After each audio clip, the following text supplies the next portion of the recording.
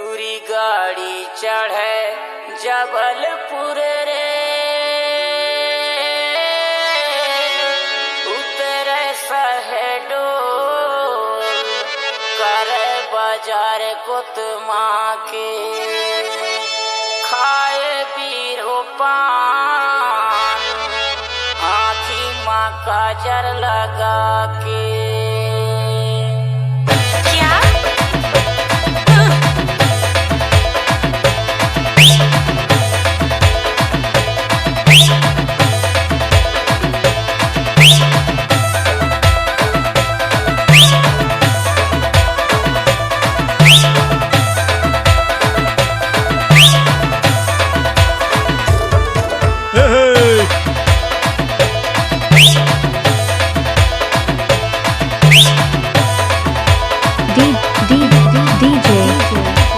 DJ Prakash exclusive.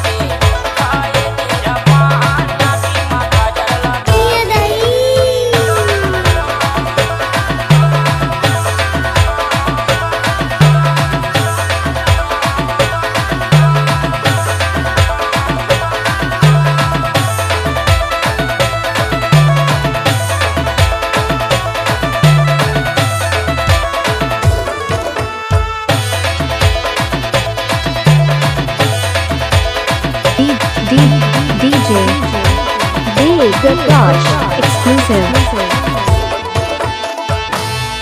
कच्चा doomer झनखई है भैया, नहीं तो पेट का दही करारी हो।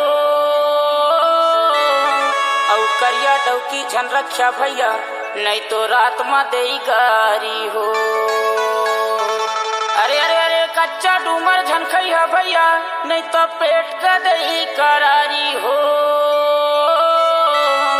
और करिया डौकी झन रखा भैया, नहीं तो रात में दही गारी हो।